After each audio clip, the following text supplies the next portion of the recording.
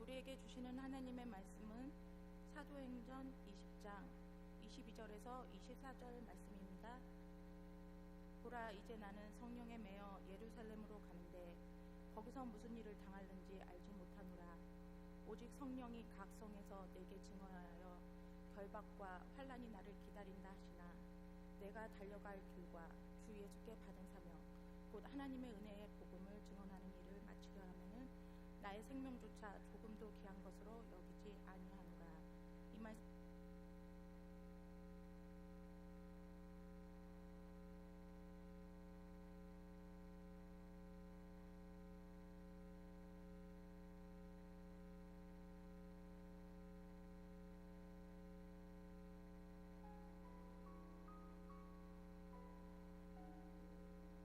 협정을 맺고 연정을 구성한 남수단에서 독립기념일을 하루 앞두고 대통령과 부통령 경호대가 무력 충돌해 110명 이상이 목숨을 잃어 전국이 돌아서는 위기를 맞았습니다. 현지 시간으로 9일 8박 9일간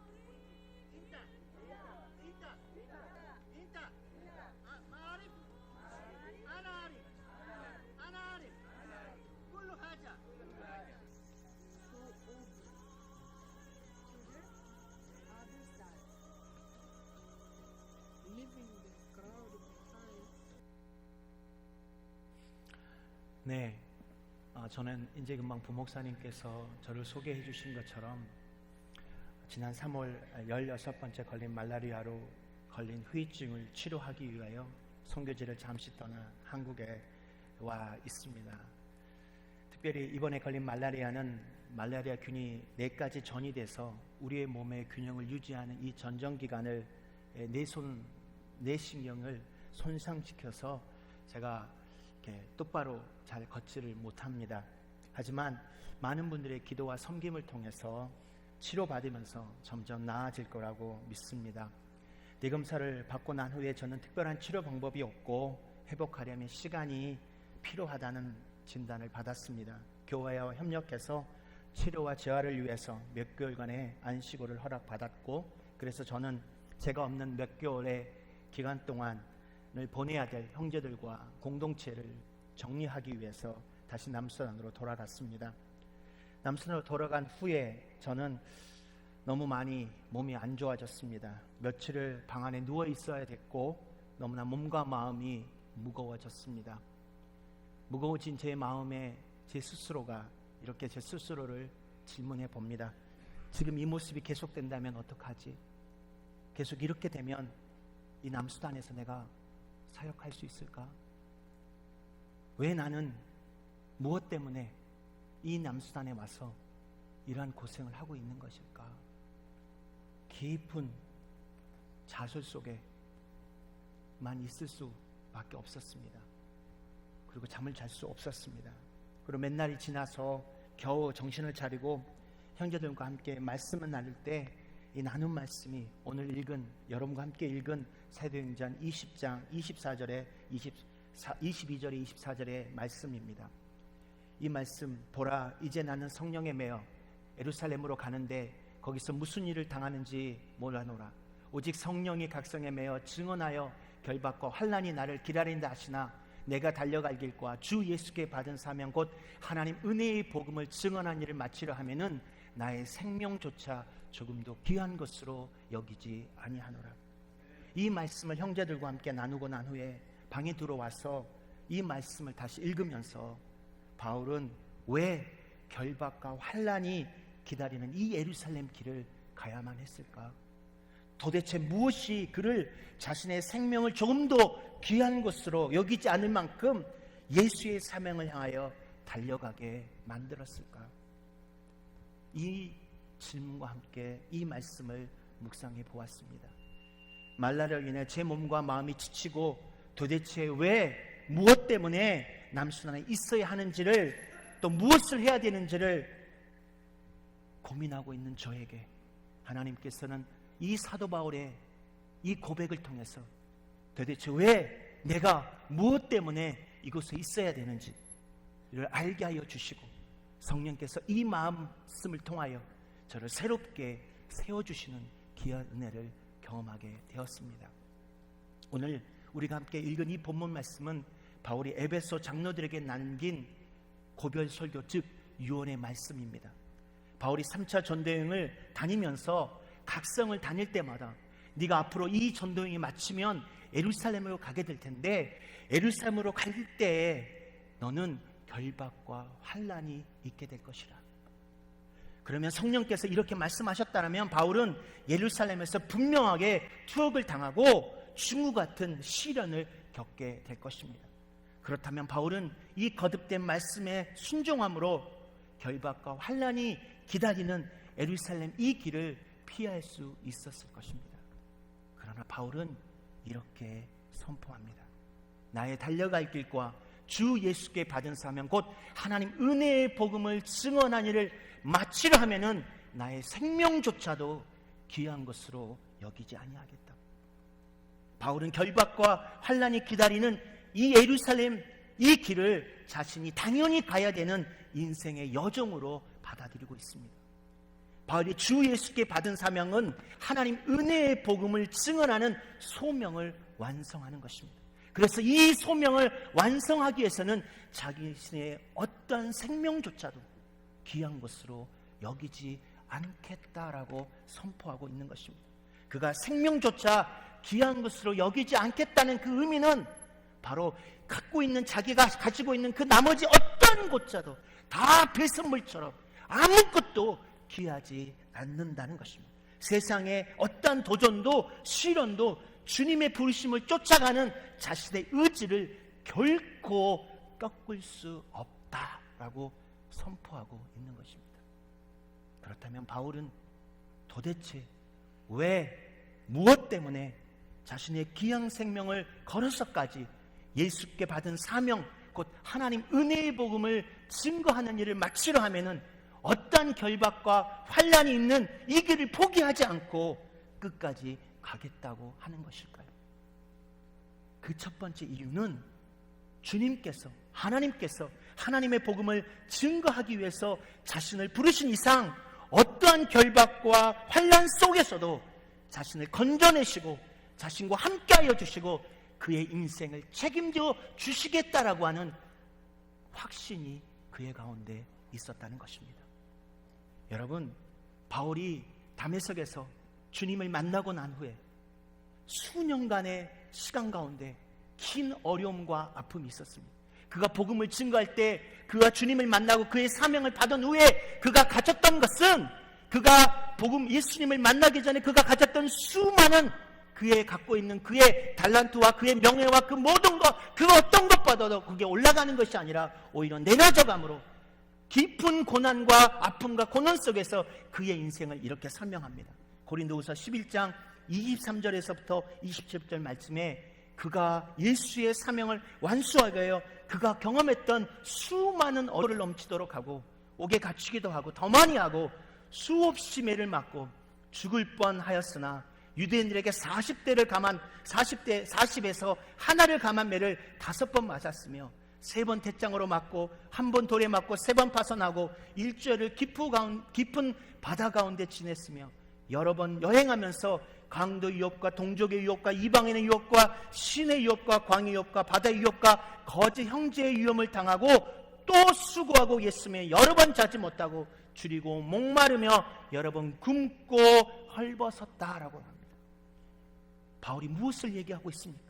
주님의 사명을 완수하게 그가 겪은 죽을 것 같은 고통 속에서, 하지만 바울은 그가 받은 고난에 대해서 이렇게 말씀합니다. 고린도전서 15장 10절에 그러나 내가 나된 것은 하나님의 은혜로 된 것이니 내게 주신 그 은혜가 헛되지 않기 위하여 내가 모든 사도보다 더 많이 수고하였으나 내가 아니라 나와 함께 하시는 하나님의 은혜다. 어떤 고난과 어떤 환경과 어떤 어려움 속에서도 예수의 사명을 쫓아 예수의 부르심대로 그가 살았던 그의 인생은 복이 아니고 안락함이 아니고 편안함이 아니고 예수 때문에 그는 고난과 아픔 속에서도 이 모든 것이 하나님의 은혜다라고 선포하고 있는 것입니다. 제가 남수단에서 사역하면서 또한 제가 이렇게 다쳐가지고 이 내순상을 입고 제대로 걷지 못하는 모습을 보면서 수많은 저를 기도해 주셨던 많은 권사님들께서 이렇게 말씀합니다. 목사님, 또 남수단으로 가실 것입니까? 도대체 왜 무엇 때문에 남수단에 가십니까? 라고 물어보십니다. 그분뿐만 아니라 제 사랑하는 아이들도 도대체 왜 아빠 남수단에 있는 거야? 다른 선교사들 자녀들은, 내 친구들은 방학 때 가면 집에 가서 엄마가 해주는 맛있는 한국 음식도 먹고 김치도 먹고 또한 정말로 쉬러 가는데, 나는 아빠 집에 가면, 우리 집에 가면 정말로 뭐 인터넷이 있어, 전기가 있어, 물을 제대로 쓸 수가 있어, 아무것도 쓸 수 없는 이곳에서 도대체 왜 있는 거야 아빠? 좀 선교 좀 옮기면 안 돼? 이렇게 얘기합니다. 저는 왜, 무엇 때문에 난 남수단에 있습니까? 많은 사람들이 전쟁이 나고 반군이 있고 그런 어려운 환경 속에 있어서 정말로 귀한 곳에서 일합니다라고는 위로 때문에 있을까요? 제가 그 위로받기 위해서, 그러한 격려를 받기 위해서, 인정받기 위해서 있는 것 같습니까? 그 위로를 받기 위해서 제가 해야 되는 그 대가 지불은 어마어마합니다. 하지만 왜 남수단에 있냐면, 정말 어떤 어려움이 있고 아픈 환경이 있고 정말로 매일매일 순간순간 남수단처럼 살아계신 하나님, 나와 함께 하시는 그 하나님을 매 순간 내가 만진바되고 분바된 것처럼 그 하나님을 임재를 경험할 수 있는 그러한 것은 없는 것입니다. 여러분, 이것이 얼마나 감격스러운지 아십니까? 잠이 와나서 기도해 보려고, 기도라도 해야 되겠다고 생각하고 랜턴을 기는 순간 저희 집 창문을 통해서 수천 마리의 개미떼가 저희 방을 이렇게 기어다닙니다. 어떨 때는 문을 여는 순간 그냥 물리면 5초 안에 죽는 코브라가 제 발을 딱, 몇 초 안에 제가 물을 순간 그 코브라 직면했다면 저는 분명히 그 코브라에 물려 죽었을 것입니다. 어느 때는 일을 하다가, 산속에서 일을 하다가 벌떼에 물려가지고, 그래도 얼굴이 큰 사람이 3배 이상 커져가지고, 근데 그래서 여러분, 벌떼 잘못 걸리면 이건 죽는 겁니다. 어느 때는 일을 하다가 손에 가시가 배었는데요, 이 독가시가 물려가지고 아무리 약을 먹어도 이게 낫지가 않는 거예요. 손이 이렇게 부어가지고 속에서 썩으면서 어떤 약이 들어도 안 듣더라고요. 그래서 어떻게 하겠어요? 생사를 찢어서요, 그 고름을 짜내면서, 그래서 그렇게 살았던 적도 있습니다.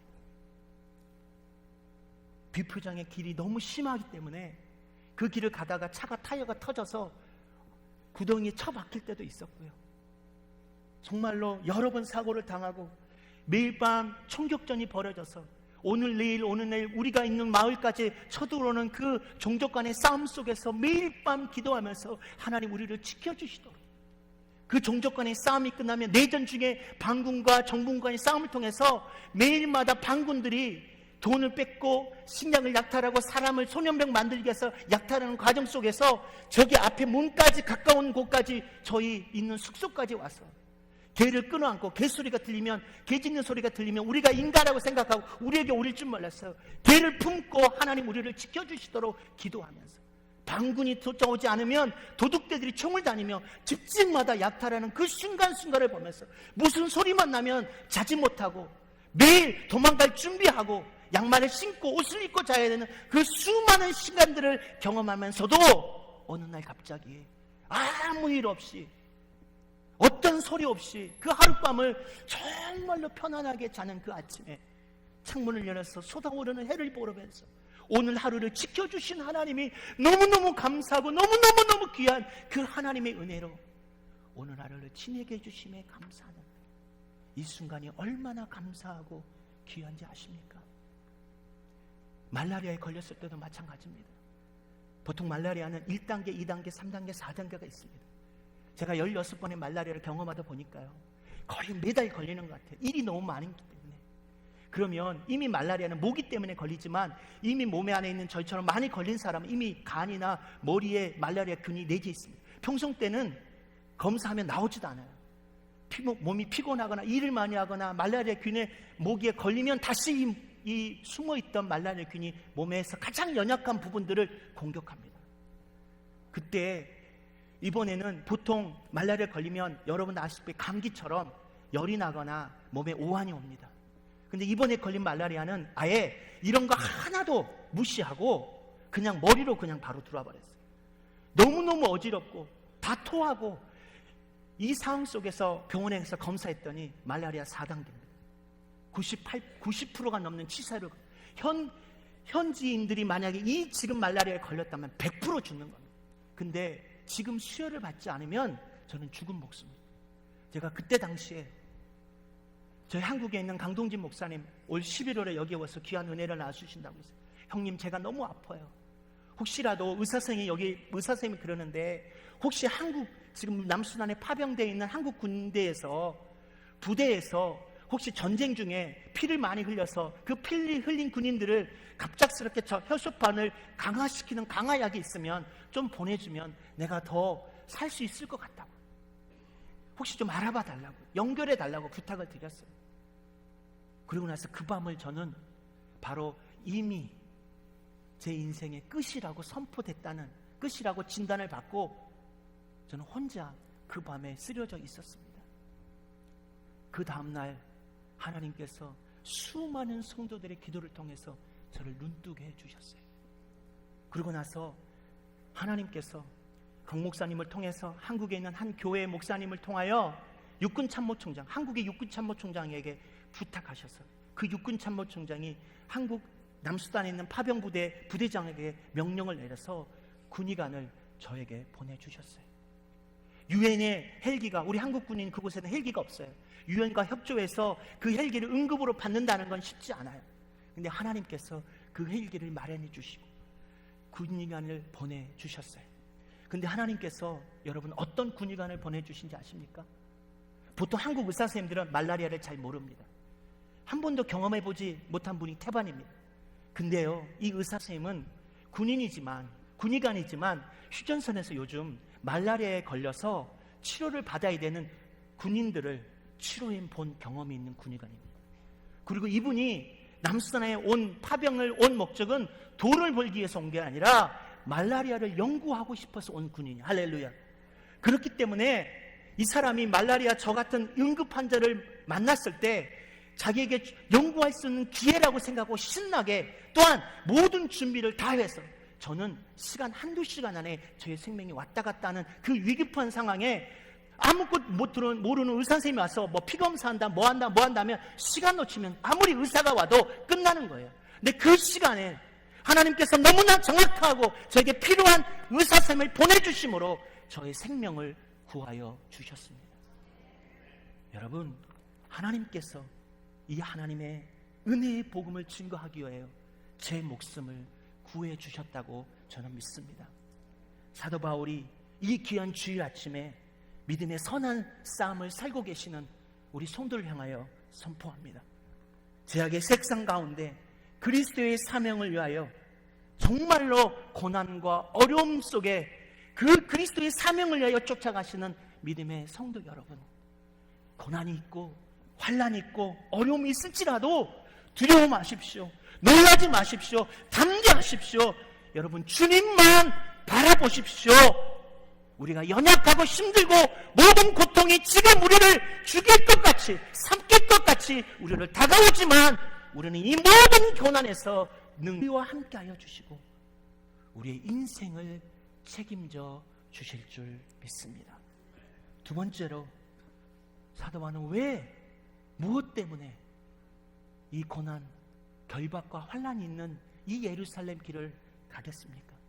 그것은 예수께서 그를 불러주신 이상 편안하고 완락한 삶을 살라고 하신 것이 아니라 주님의 사명을 완수하기 위하여 우리의 헌신과 희생을 통해 이 세상이 새롭게 될 수 있다는 확신이 그 안에 있었다는 것입니다.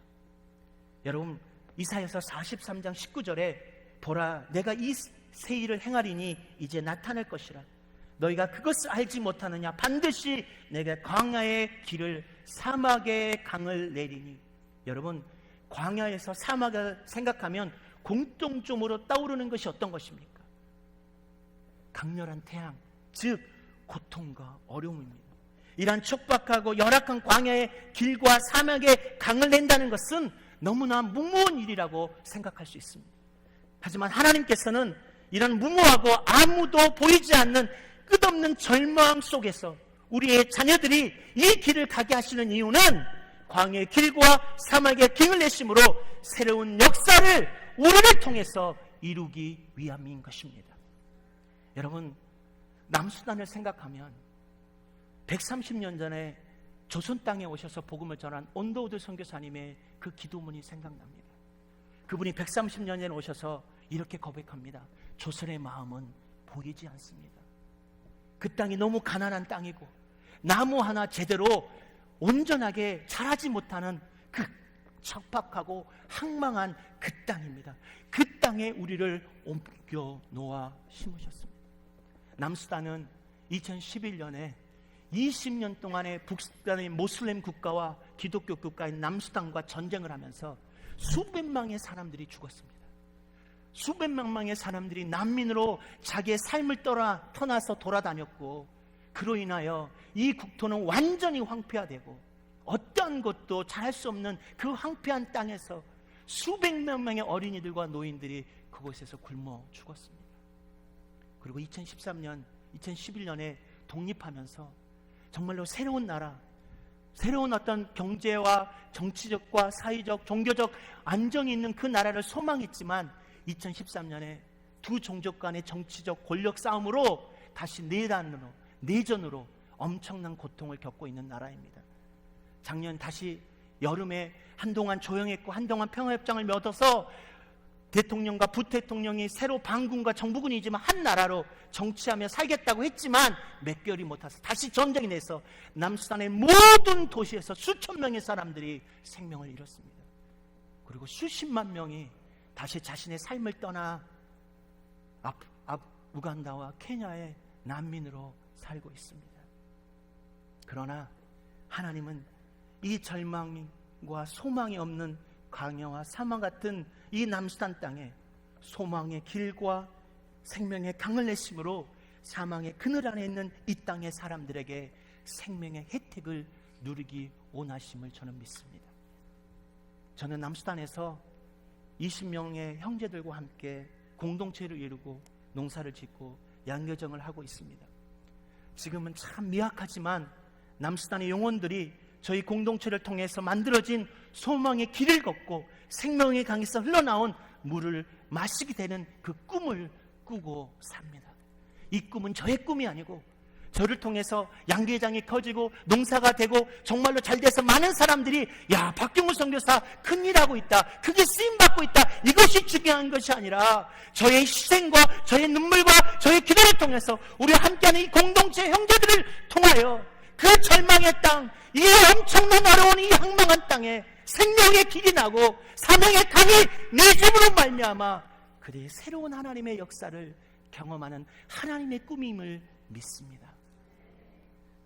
풀과 잡목이 우거진 그 가득한 땅을 형제들과 함께 괭이 하나, 사바나, 꽃갱이를 가지고 이 정글 같은 그 땅을 축구장 12개 정도의 사이즈의 농장으로 만들었습니다. 그리고 그곳에서 형제들과 함께 옥수수를 심고 수수와 벼와 카사바를 심었습니다. 땅을 개간하고 씨앗을 뿌려야 하는데 비가 오지 않아 씨앗을 제대로 심지 못하고 있을 때 하늘을 바라보며 우리 형제들과 하나님이 우리에게 비를 내려주시기를 기도하고 하나님은 우리에게 비를 주실 거다, 하나님께서 우리의 공동체에게 복을 주실 거다, 그리고 우리의 수고를 헛되이 하지 않겠다 하시는 하나님의 말씀을 선포하면서 기도할 때 하나님께서 우리에게 비를 허락해 주셔서 작년만 해도 그 가뭄 속에서도 100가마가 넘는 옥수수를 수확할 수 있었습니다.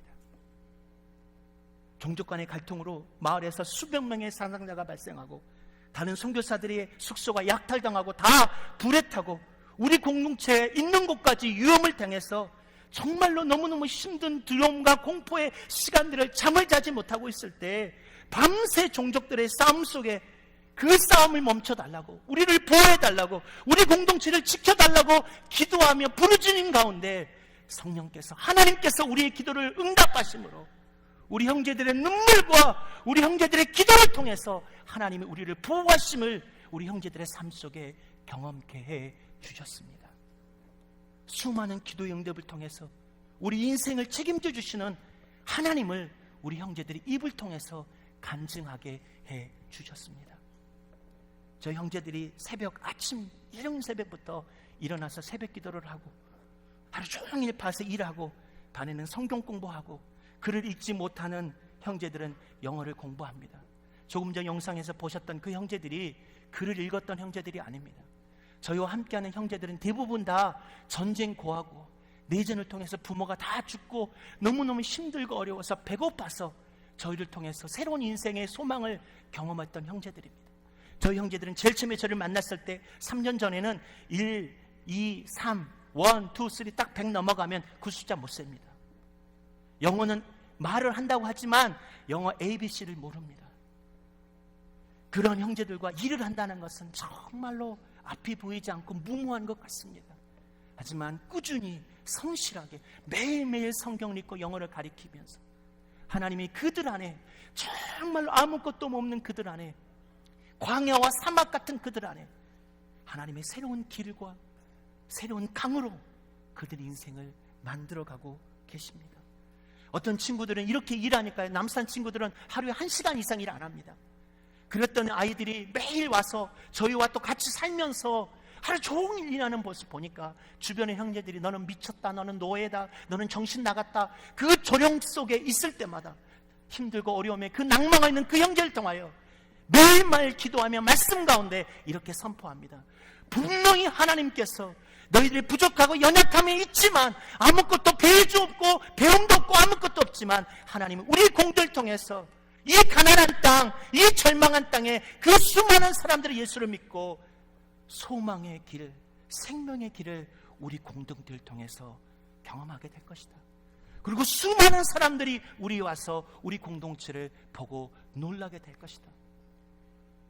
근데요, 이게 수년 내에 이루어지는 것이 아니라요, 벌써 도지사가 오고요, 시장이 오고요, 장군이 오고요, 경찰서장이 오고요. 여러분 놀라지 마십시오. 저희 양계장에서 나온 계란, 수단에 처음 생긴 양계장입니다. 수단에 양계장 하나도 없습니다. 이 양계장에서 나온 계란을 수단의 대통령이 먹습니다. 할렐루야. 여러분, 어떤 형제는 제가 이 몸이 아파서 한국에 돌아가야 되는데 저의 모습을 보면서 걱정하는, 어떻게 너네들이 한 3개월을 나 없이 있을까 걱정할 때 그 형제가 밤에 저에게 찾아옵니다. 파스터, 내가 어떻게 살아왔는지 알지 않냐고. 나는 5살 때 우리 부모님이 죽고 나는 2살짜리 내 여동생과 함께 우리 작은아버지 집에서 노예처럼 정말 아무 소망 없이 깜깜한 내 인생을 살았다고. 내 사촌들이 학교 갈 때 나는 너무 학교가 가고 싶었다고. 하지만 나는 돈이 없었고 배고파서 나는 일할 수밖에 없는 인생을 살았던 내 인생이라고. 하지만 당신을 만나고 당신을 통해서 예수 그리스도를 살아계신 주님으로 영접하고 이제는 내 인생이 돈이 아니고 배고픔이 아니고 먹을 것이 아니라 내 인생의 파스토가 날마다 선포했던 그 꿈이 나의 꿈이 되었다고. 걱정하지 말라고. 잘 치료받게 오라고. 여러분, 보배로 오신 성도 여러분, 두고 보십시오. 수많은 남수단 사람들이 우리 형제들의 삶을 통해서 이들이 뚫은 길을 걷고 이들이 낸 강에서 그 물을 마시게 될 것입니다. 할렐루야. 우리에게 주신 주 예수의 사명 곧 하나님 은혜의 복음을 증언하는 일을 완수하기 위하여 묵묵히 고난과 환난의 길을 달려가고 계신 여러분, 너무 힘드시죠? 내가 이 삶 속에서 예수의 신앙을 지키는 것조차 너무너무 어려우시죠? 힘을 내십시오. 주님이 우리와 함께하여 주실 것입니다. 하늘나라의 왕군의 하나님 왕관의 보석 같은 우리 귀한 성도 여러분, 하나님이 여러분의 수고를 헛되이 하지 않으실 것입니다.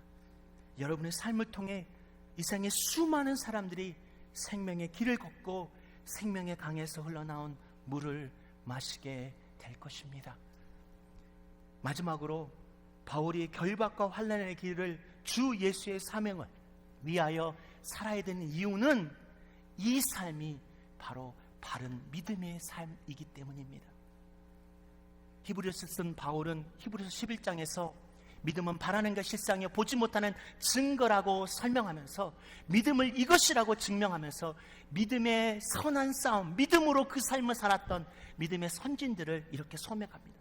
그 히브리서 11장 24절에 믿음으로 모세는 장성하여 바로의 공주의 칭함을 거절하고 도리어 하나님 백성과 함께 고난받기를 제약의 낙을 누리는 것보다 더 좋아하고 그리스도를 위하여 받은 수모를 애굽의 모든 보화보다 더 큰 재물로 여겼으니 이는 이 주 상주심을 바라봅니다. 여러분, 모세는 하나님의 상주심을 바라보면서 믿음으로 당대 최고의 나라의 공주의 아들이 칭함을 거절합니다. 고난을 하나님 고난받는 것을 이 제약의 낙을 누리는 것보다 더 좋아하고 하나님 백성과 함께 하나님을 위하여 수모받는 것, 핍박받는 것, 무시당하는 것, 고난당하는 것을 애굽의 어떤 보물을 갖는 것보다 더 귀하게 여겼다고 생각합니다. 여러분, 이러한 무모한 삶이 어디 있습니까? 이런 어려운 삶이 어디 있습니까? 그는 하나님의 상주심을 바라보는 것입니다. 성경에 이름조차 기록되지 않은 수많은 사람들의 믿음의 모습은 이렇게 소개합니다. 36절에 어떤 이는 조롱과 채찍뿐만 아니라 결박과 옥에 갇히는 시련도 받았으며 돌래키는 것과 톱으로 켜는 것과 시험과 칼로 죽임을 당하고 양과 염소의 가죽을 입고 유리하며 궁핍하며 황대를 받았다. 예수 때문에, 예수의 사명을 위하여 그들이 겪은 것은 이 세상의 부귀 영화가 아니라 오히려 주님 때문에 핍박받고 주님 때문에 고난당하고 주님 때문에 죽음과 같은 고난 속에서 그들은 살았다는 것입니다. 무엇 때문에? 믿음으로. 그러면서 바울은 결박과 환난의 길을 당할지라도 주님의 사명, 믿음의 선한 싸움을 산자를 향해서 그 이름조차 없는 어떤 이라고 하는 이들을 향하여 이렇게 선포합니다. 그들은 세상이 감당하지 못하는 사람들이라. 여러분, 이 세상을 향하여 그리스도된 구원받은 여러분들이 이 세상을 향하여 정말로 드려야 될 그 부르심의 이름, 세상이 감당하지 못하느니라. 이것이 바로 우리가 들어야 될 믿음의 고백인 것입니다. 그것은 바로 세상 사람들은 먹고 살기 위해서 좋은 집 짓고 좋은 차를 사고 모든 자녀들을 좋은 대학에 보내면서 부귀영화의 삶을 사는 것이 아니라, 그것이 아니라 그리스도를 위하여 내가 비록 적은 집에 살고 좋은 차를 타지 않고 좋은 대학에 우리 아들을 보내지 못한다 할지라도 주를 위하여 세상과 거꾸로 가는 삶, 이것이 바로 세상이 감당하지 못하는 사람들이라. 저는 요즘에 제가 겪게 되는 이 신체의 이 부정함에 저는 좀 많이 마음이 어렵습니다. 제가 한국에 치료를 받고 지하철을 타고 이렇게 가는데요. 요즘 한국 지하철이 얼마나 복잡합니까? 지하철 내려서 이렇게 걸어가는데 제가 이렇게 한 세 발쭉 가면 이렇게 몸이 이렇게 기울여 버리거든요. 복잡하니까 이렇게 몸이 기울는 순간 제가 한 자매를 이렇게 툭 친 것 같아요. 그러니까 그 자매가 술 취한 사람이 이렇게 치는지 알고 그냥 확 놀라가지고, 그러니까 주변의 사람들이 제가 술 먹은 사람이 그 자매를 이렇게 해코지 하는 것처럼 보니까 굉장히 당황스럽지 않았겠습니까? 제가 머리를 숙여서 죄송하다고 재상을 하는데 머리를 숙이면 제가 더 어려웠어요. 이렇게 이 균형을 다 못 잡는, 막 이렇게 하니까 더 술 취한 사람처럼 하죠. 제가 다시 이거 아니고 제가 머리를 다쳐서 이렇게 됐다고, 죄송하다고. 그러고 나서 사람들 다 가고 나서 옆에 있는 의자에 앉았어요. 너무 어지럽기도 하고 제가 이런 모습인 저희가 기가 막히기도 하고, 그래서 앉아 있는데요, 제가 하나님을 생각하면서 주님 이게 뭡니까 하고 있을 때 주님께서, 제가 20년 전에 주님을 만나서 주님이 저를 구체적으로 하나님 나라의 선교사로 부르셨던 그 고백과 그 마음을, 그 순간을 제가 기억나게 해주셨어요. 제가 대학교 4학년 때 앞으로 취업 준비와 앞으로 미래를 위하여 열심히 공부하고 준비하고 있을 때, 제가 4학년 때 한 선교단체의 수련을 통해서 구체적으로 하나님께서 저를 부르시는 그 확신의 시간들을 경험하게 됐습니다. 그때 수련에 참석하고 있었는데요, 이 천정에서 천정이 열리고요, 하늘이 열리고 이 우주를 창조하신 그 하나님이, 전지전능하신 하나님이 50억의 인구 중에 저에게 찾아오셔서, 제가 무엇이라고, 이 우주를 지으신 하나님께서 50억의 인구 중에 저에게 찾아오셔서 저에게 손을 내밀며 그 하나님 구원의 놀라운 일을 나와 함께 하자고 저를 부르시는 거예요.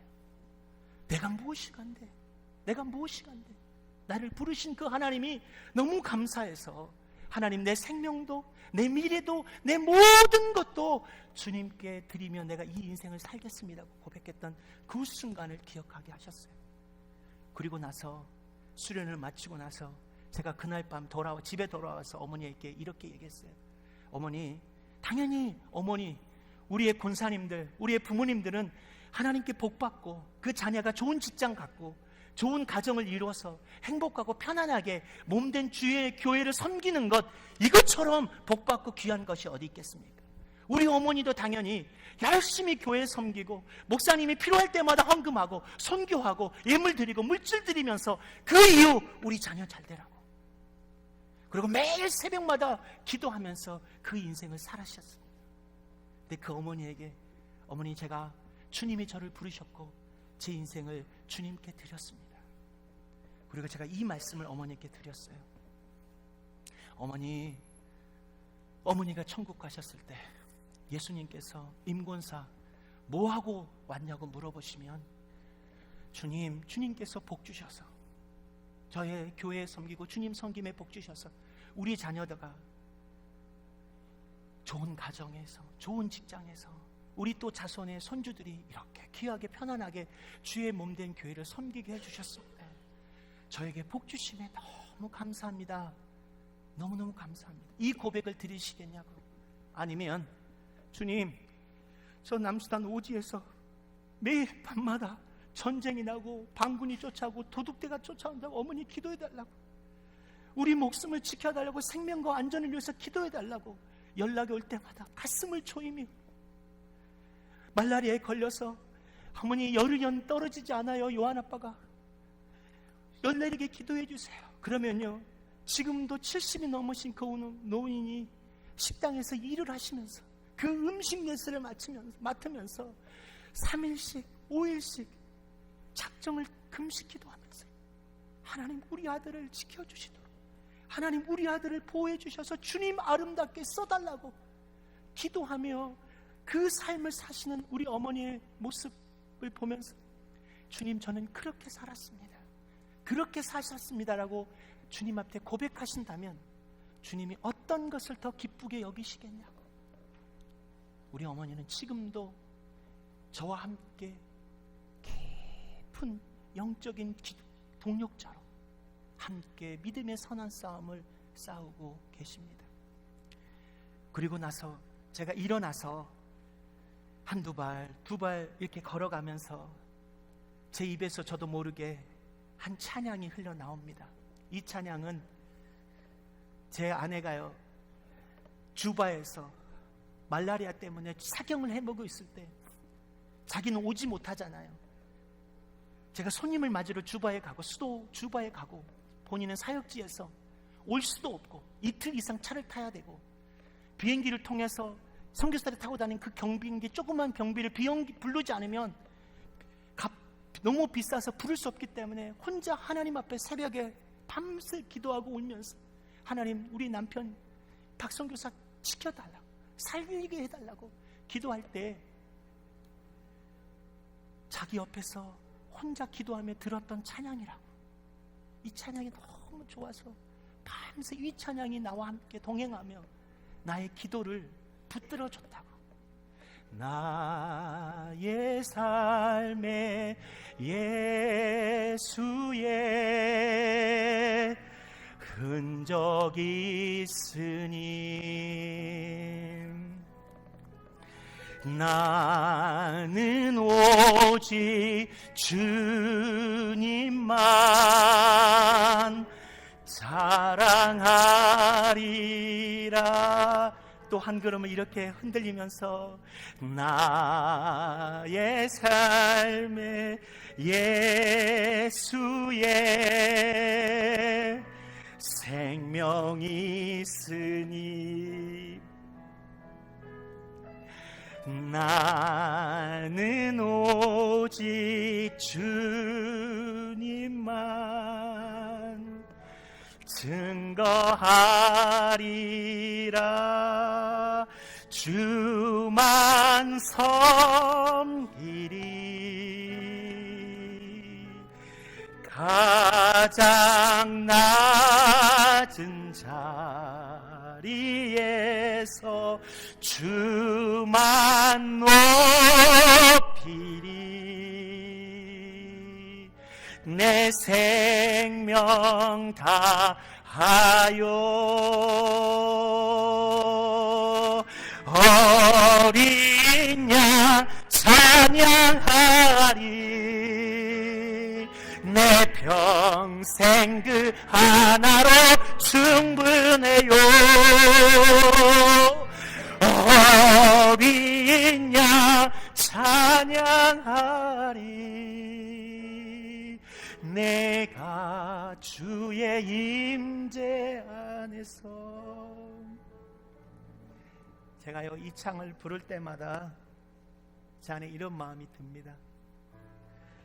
주님, 처음 저를 불러주실 때 그 부르심에 너무너무 감격해서 감사해서 저는 주님께 내 모든 것, 내 생명도, 내 건강도, 미래도 다 드린다고 했지요. 주님, 그래서 제가 주님이 아신 것처럼 주의 일 하다가 살다가 말라리아에 걸려서 이제 조금 불편한 모습이 됐습니다. 주님을 섬긴다 할지라도 주님이 저를 부르신 그 소명, 그 사명을 결코 포기하지 않을 것입니다. 주님, 너무너무 감사합니다. 내가 무엇이 간데, 나 같은 자가 무엇이 간데 내 안에 예수의 흔적을 주셔서 내가 이 걸음이 이렇게 걷고 저렇게 걸을 때마다 주님을 생각하고 주님을 향한 나의 부르심을 경험케 하여 주시니 주님 무한 영광입니다. 주님, 내가 주님을 섬기기 원합니다. 가장 낮은 자리에서 아무도 누가 나를 인정해주고 알아주지 않는지라도 당신 그분이 나를 알아주심으로 주님이 내 이름을 기억해 주심을 믿음으로 내가 오늘 또 이 길을 갈 것입니다. 주님, 저는 주님 한 분만으로 충분합니다. 나의 삶에 주님의 임재 안에서 주를 향한 나의 마음은 결코 변하지 않을 것입니다. 보석 같은 보배로우신 성도 여러분, 사도 바울이 에베소 교회 장로를 향해 외치는 이 마지막 유언의 말씀, 사도행전 20장 23절과 24절 말씀, 오직 성령이 각성해서 내게 증언하여 결박과 환난이 나를 기다린다 하시나 내가 달려갈 길과 주 예수께 받은 사명 곧 하나님 은혜의 복음을 증거하는 일을 마치려 하면은 나의 생명조차 귀한 것으로 여기지 아니하겠다는 이 고백이 오늘 저와 여러분의 고백이 되기를 소망합니다. 여러분, 이제 잘 먹고 잘 살고 좋은 집 짓고 좋은 차 가지고 이 사는 부귀영화의 삶을 살지 말고 남이 가지 않고 남이 하지 않는 그 일에 주님이 여러분에게 주신 소망이라고 삼고 그러신 분 광야의 길, 여러분 인생의 힘들고 어려운 광야로 사명으로 그 길로 가서 그곳에 생명의 길을, 생명의 강을 뚫는 이 삶을 여러분의 인생의 소명으로 삼고 여러분의 생명을 들으십시다. 여러분, 그렇게 된다면 수많은 사람들이 그 길을 걷고 그 물을 마시게 될 것입니다. 여러분, 이것이 바로 우리가 살아야 될 믿음의 삶입니다. 이것이 바로 여러분이 생명 걸고 이 땅에 오신 예수 그리스도가 여러분을 부르신 사명인 것입니다. 여러분, 어떠한 어려움이 주를 위하여 어떤 고난과 아픔과 고통이 있을지라도 염려하지 마십시오. 두려움하지 마십시오. 주님이 여러분과 함께하여 주시며 여러분의 인생의 길을 책임져 주실 것입니다. 여러분, 그 길 속에서 내가 뭐하는 짓이야, 내가 이렇게 살아갈 수 있어, 나는 이렇게 안 살아도 되라고 할지라도 여러분이 주를 위하여 그 사시는 그 사명의 길이 얼마나 귀하고 여러분의 삶을 통하여 하나님의 새로운 역사가 이루어짐을 믿으시기 바랍니다. 제가 우리 어떤 집사님한테 이렇게 말씀하셨어요. 드렸어요. 저에게 가지 말라고, 더 아프다가 죽으면 어떻겠냐고 그렇게 저를 생각하시며 울면서 저를 붙드는 권사님이 이렇게 말씀합니다. 권사님, 여러분 오늘 드리는 예배가 너무너무 은혜스럽고 감사하죠. 예, 너무너무 좋아요. 저는 너무너무 은혜스러웠어요. 제가 죽다 살아나니까요, 오늘 이 한국에 와서 예배 드리는 그 은혜가 얼마나 큰지 모르겠습니다. 근데요, 130년 전에 이 땅에, 조선 땅에 와서 복음을 전했던 그 수많은 선교사들이 자녀가 죽고 오자마자 자기 사랑하는 아들이 죽고 딸이 죽고 남편이 죽으면서 서두 홀이라고 하는 그 사모님은 로베타 홀이라, 제데타 그 이름을 기억하지 못하지만 그 아내가 죽고 남편이 죽고 자녀가 죽고 다시 캐나다 자기 선교지로 돌아갑니다. 자기 고향 교회로 돌아갑니다. 분명하게 제가 뵀을 때는 확신하는 건 그때 많은 성도들이 그곳에 가지 말라고, 그 조선 땅에 가지 말라고 했을 것입니다. 하지만 그 선교사님은 조선 땅에 다시 돌아오고, 그래서 여러분이 너무나 잘 아시는 결혈표를 창설하신 분이십니다. 그래서 수많은 한국의 결핵병들이 치유하는 일에 그들의 생애를 드렸습니다. 여러분, 여러분의 수고와 여러분의 섬김과 여러분의 눈물을 결코 주님은 헛되이 하지 않으실 것입니다. 이렇게 사는 것이 바로 우리가 당연히 살아야 되는 믿음의 삶입니다. 여러분, 어떻게 주님께 고백하시겠습니까? 어떻게 주님 앞에 여러분의 인생을 드리시겠습니까? 여러분, 주님을 향하여 주님이 여러분의 인생을 쓰기를, 사용하시기를 원하십니다. 주님 앞에 우리의 삶을 드리십시다. 주님이 여러분의 인생을 책임져 주실 것입니다. 여러분의 귀한 삶의 헌신과 희생을 통하여 하나님의 새로운 역사가 일어날 것입니다. 우리 함께 이 찬양을 함께 부르면서, 주님, 제가 이렇게 주님을 섬기고 싶습니다. 우리 함께 고백하겠습니다. 나의 삶에 예수의 흔적이 있으니 모르긴 하지 않으셔도 돼요. 나는 오직 주님만 사랑하리라 사랑하리. 우리 모두 두 손 높이 들고 주님 앞에 고백할까요? 할렐루야. 나의 영혼에 예수의 생명이 있으니 아멘이십니까? 생명이 있으니 우리 주님 앞에 고백하십시다. 약속하십시다. 나는 오직 주님만 증거하리라 증거하. 다시 한번 두 손 높이 들고 주님 바라보면서 고백합니다. 내 영혼에 예 흔적이 있으니 흔적이 있으니 나는 오직 주님만 사랑하리라.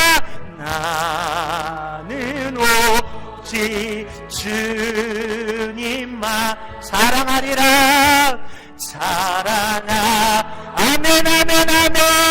내 영혼에 내 삶의 예수의 내 영혼에 예수의 생명이 있으니 생명이 있으니 나는 오직 주님만 나는 오직 주님만 증거하리라 증거하리. 우리 온 마음을 다해 주님께 고백합니다. 나는 주만 섬기리. 아멘이십니까 여러분? 진정으로 아멘이십니까? 낮은 자리에서 주만 섬기리. 내 생명 다여 다시 한번 나는 주님만 섬깁니다. 가장 낮은 자리에서 할렐루야 주만 섬기리. 가장 낮은 자리에서 주만 높이리. 내 생명 다여 내 생명 나를 구하신 우리 양 찬양 할렐루야 아멘. 어린 양 찬양하. 예수님 한 분만을 내 평생 그 하나로 근근해요. 어린 양 예수 어린 양 찬양하리. 아멘 아멘. 내가 주의 일 다시 한번 날 구원하신 예수 그리스도 어린 양 찬양하. 주님 내가 부기름 하나님 예수님 먼저 생그 하나로 충분해요. 아멘 아멘 아멘. 어린 양 찬양하리.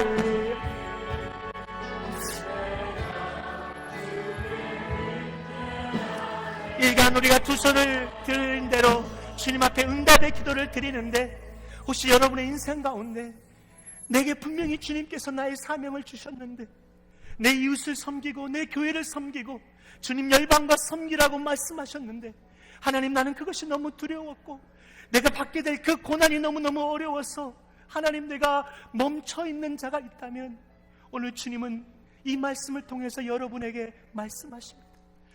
두려워하지 말라. 놀라지 말라. 내가 너와 함께 하시며 너의 인생을 책임져 주시겠다고 말씀해 주십니다.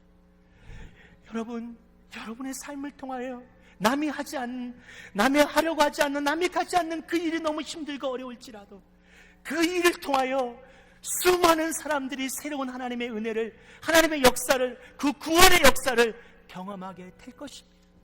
이 시간 주님 앞에 고백하십시다. 주님, 내가 주님을 다시 섬기기 원합니다. 주님, 내가 아무도 누가 나를 인정하지 않고 아무도 누가 내 이름을 알아주지 않는다 할지라도 주님 예수님 한 분만으로 만족하며 내가 주를 섬기겠습니다. 주님 도와주십시오. 주님, 내가 이렇게 고백하겠습니다. 우리 함께 주님과 함께 주여 한번 부르고 같이 기도하겠습니다. 주여! 찬양 같이 찬양.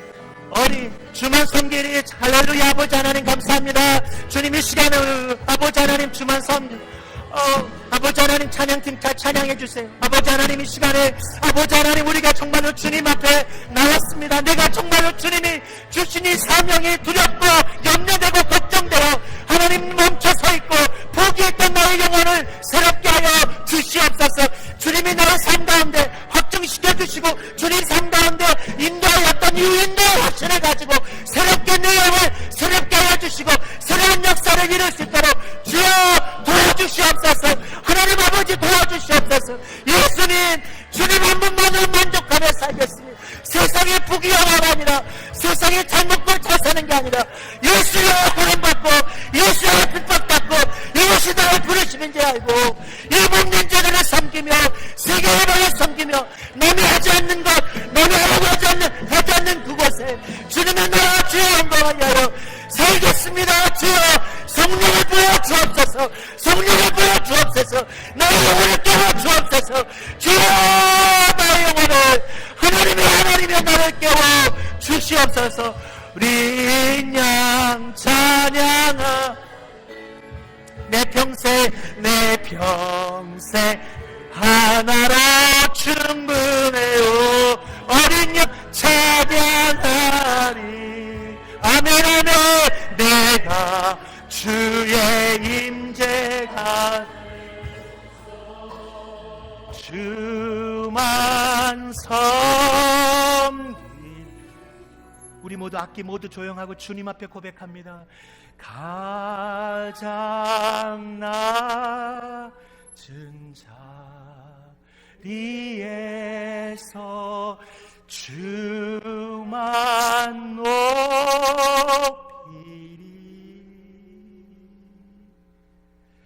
내 생명 다하여.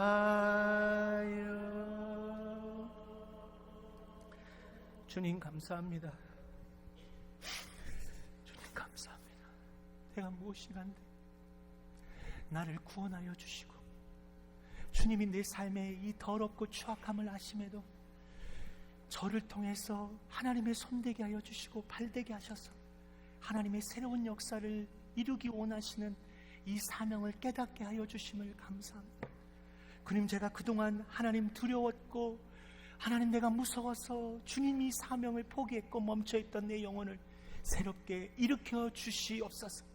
그래서 정말로 하나님 주님의 이 가정을, 주님의 이 몸된 재단을, 이 세계 열방을 내 삶의 부귀영화가 아닌 주님으로 인하여 주님과 함께 주님을 위하여 드리는 인생 살게 하여 주시옵소서. 주님 감사합니다. 예수님 이름으로 기도했습니다.